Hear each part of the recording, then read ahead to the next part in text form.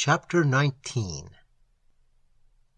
As we walked back to the town, Tari took a new and circuitous way in order to show me what, to use a familiar term, I will call the station, from which emigrants or travelers to other communities commence their journeys.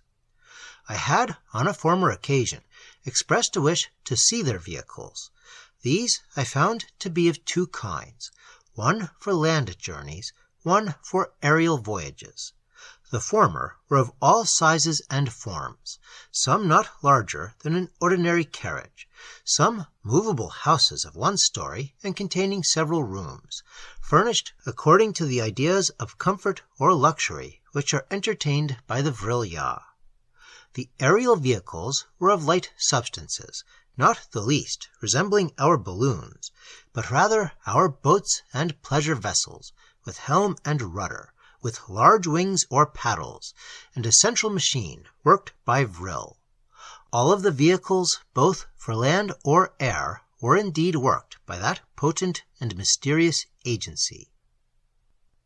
I saw a convoy set out on its journey, but it had few passengers, containing chiefly articles of merchandise, and was bound to a neighboring community, for among all the tribes of the Vril-ya there is considerable commercial interchange.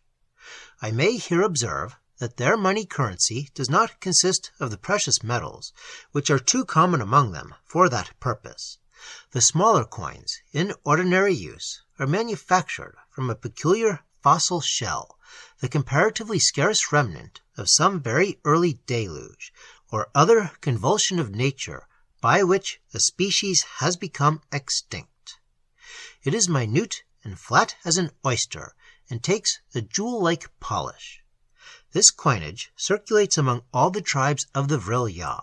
Their larger transactions are carried on much like ours, by bills of exchange and thin metallic plates which answer the purpose of our banknotes.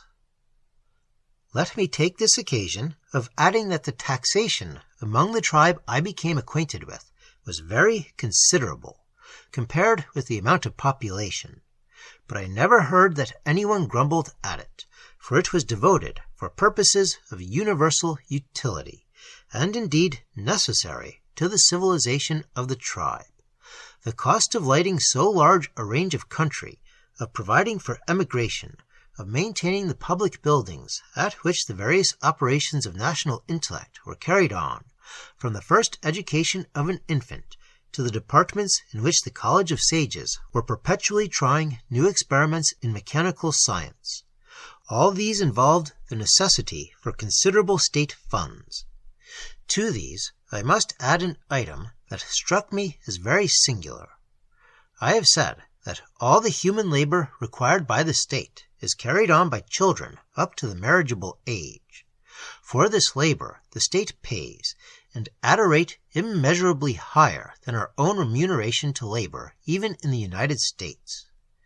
According to their theory, every child, male or female, on attaining the marriageable age, and there terminating the period of labor, should have acquired enough for an independent competence during life.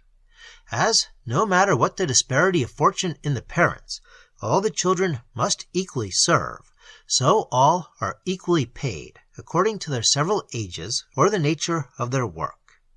Where the parents or friends choose to retain a child in their own service, they must pay into the public fund in the same ratio as the state pays to the children it employs, and this sum is handed over to the child when the period of service expires.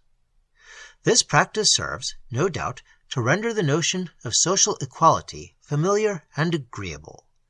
And if it may be said that all the children form a democracy, no less truly it may be said that all the adults form an aristocracy.